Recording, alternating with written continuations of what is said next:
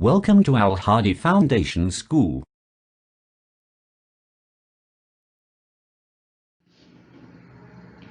Assalamu alaikum dear students. Today we are going to start our maths lecture from unit number 16, handling information.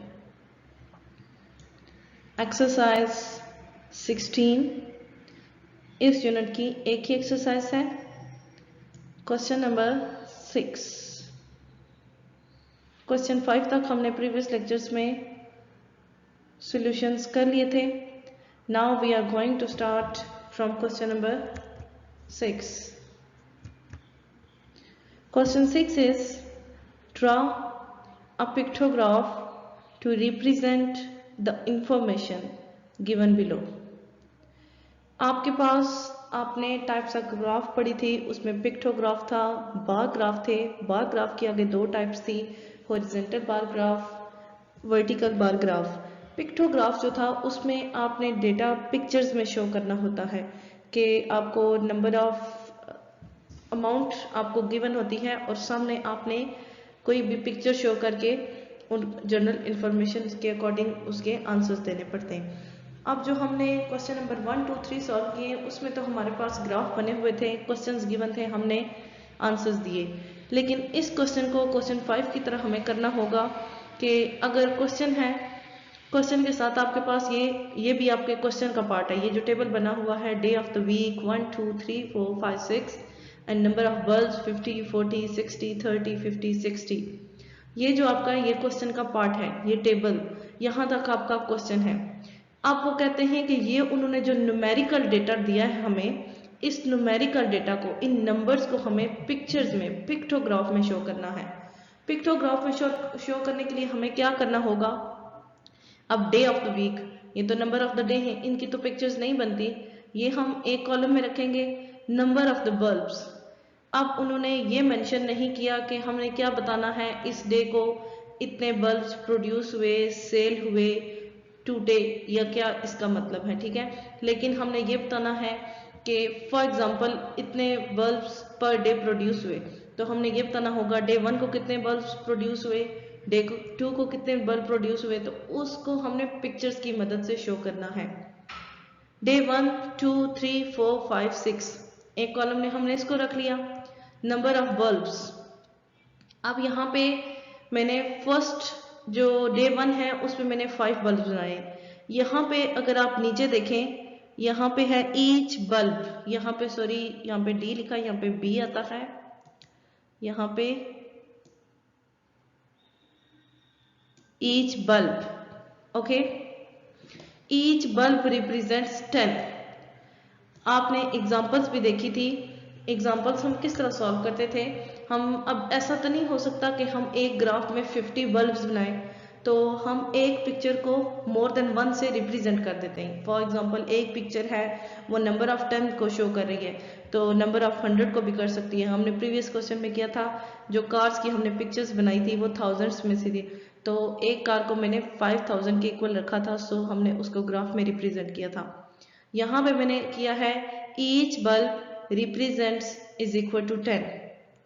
Each, हर एक जो bulb होगा वो 10 को represent करेगा, मीन्स कि एक बल्ब 10 बल्ब्स को रिप्रेजेंट करेगा. जहाँ पे एक बल्ब की पिक्चर होगी, इट मीन्स कि उस दिन 10 बल्ब्स बने या फिर सेल हुए.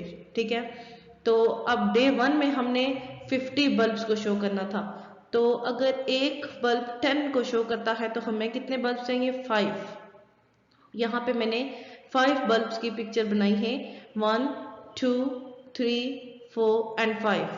10 plus 10 20, 20 plus 10 30, 30 plus 10 40, 40 plus 10 50. Okay, तो ये हमने 5 बल्ब की मदद से ये बता दिया कि डे 1 में 50 बल्ब बने. कैसे, क्योंकि हमने एक बल्ब को 10 से रिप्रेजेंट किया. इसी तरह डे 2 में मैंने 40 चाहिए थे, तो मैंने 4 बल्ब से इसको रिप्रेजेंट किया है, क्योंकि एक बल्ब 10 को रिप्रेजेंट कर रहा है, तो 10 4 ज़ा 40. डे 3 में हमें 60 बल्ब चाहिए थे, इसलिए मैंने 6 बल्ब की पिक्चर्स बनाई हैं. 10 6 ज़ा 60, 1 बल्ब रिप्रेजेंट्स 10. 4 में 30 थे, हमने 3 बल्ब बनाए हैं तो ये 30 को रिप्रेजेंट करेंगे क्योंकि एक बल्ब 10 को रिप्रेजेंट कर रहा है, तो 10 + 10 20, 20 + 10 30। 5 में हमें कितने चाहिए थे? डे 5 में 50 बल्ब, सो मैंने 5 पिक्चर्स बनाई हैं। 10 को 5 से मल्टीप्लाई करें 50, इट मीन्स कि डे 5 में हमने 50 बल्ब्स को शो करवा दिया है। डे 6 में हमने कितने बल्ब्स को शो करवाया? Once again 60। देखें मैंने आपको ये सूटेबल नंबर ऑफ बल्ब्स की पिक्चर्स बना के इस ग्राफ में जितने भी गिवन नंबर ऑफ बल्ब्स थे उनको रिप्रेजेंट करवा दिया। किस तरह से? एक बल्ब को हमने रिप्रेजेंट किया 10 से, ये मस्ट लिखना है, ठीक है। Each bulb represents equal to 10, ये सोल्यूशन का पार्ट है। एग्जाम्पल जैसे मैंने आपको अभी मैंने जो आपको इस तरह से एक्सप्लेन किया है वही मैंने एग्जाम्पल के तौर पर एक 2 दिन का लिख दिया। डे 1 = 50 बल्ब हमने रिप्रेजेंट कर दिया, day 2 = 40 bulb. Question 6 is completed. ये क्वेश्चन आपने अपनी नोटबुक पे सॉल्व करना है। ये कंप्लीट क्वेश्चन लिख के सॉल्यूशन के साथ आपने इस पिक्टोग्राफ को बनाना है और फिर साथ में आपको ये एग्जाम्पल भी देनी है।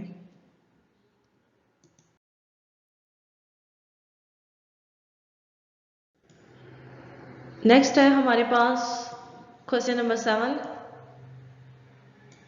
एंड क्वेश्चन 7 इज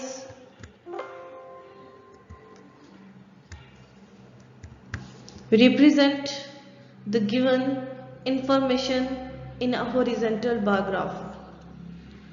पहले जो हमने 3 क्वेश्चन सॉल्व किए उसमें हमसे कहा कि उसमें हमें ग्राफ गिवन थे, क्वेश्चंस गिवन थे, आंसर्स हमने उन ग्राफ की मदद से दिए हैं। फिर हमारे पास 2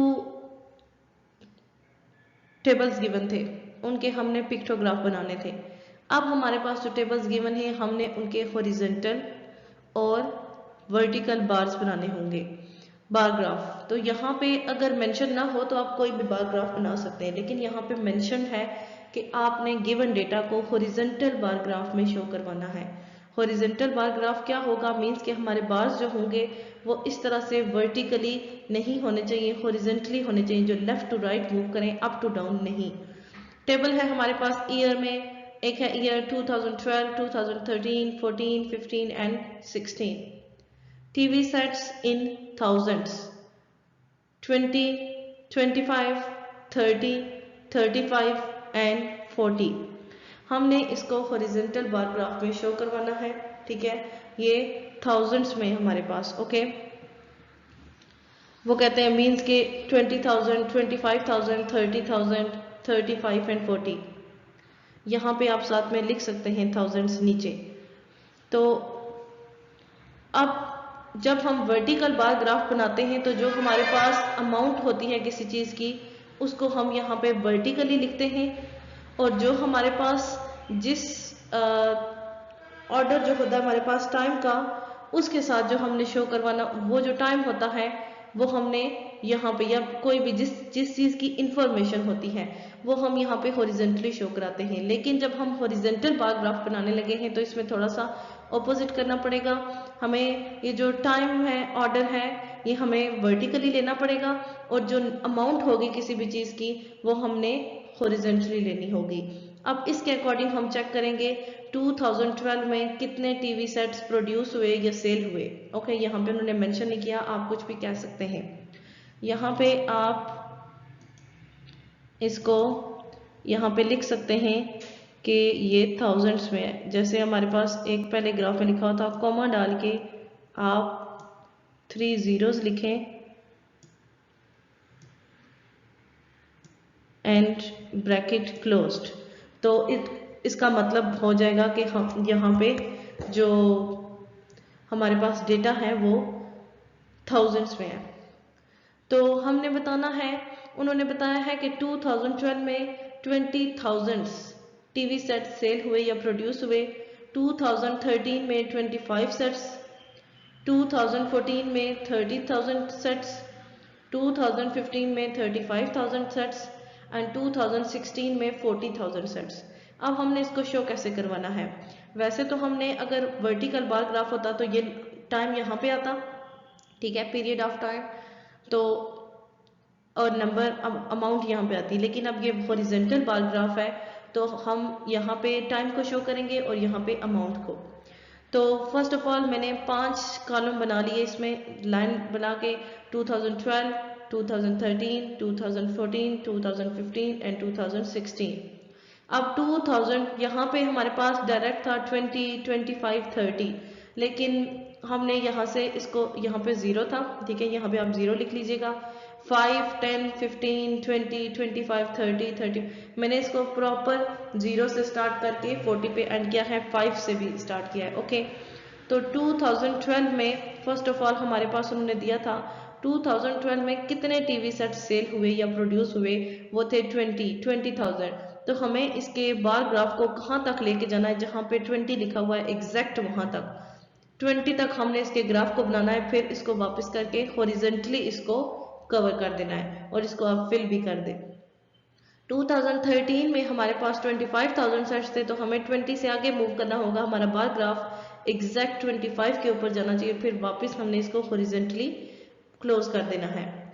2014 में हमारे पास 30 सेट्स सेल हुए या प्रोड्यूस हुए, तो इसको भी हमने फिर इस तरह वापस करके हॉरिजेंटली इसको क्लोज करना है।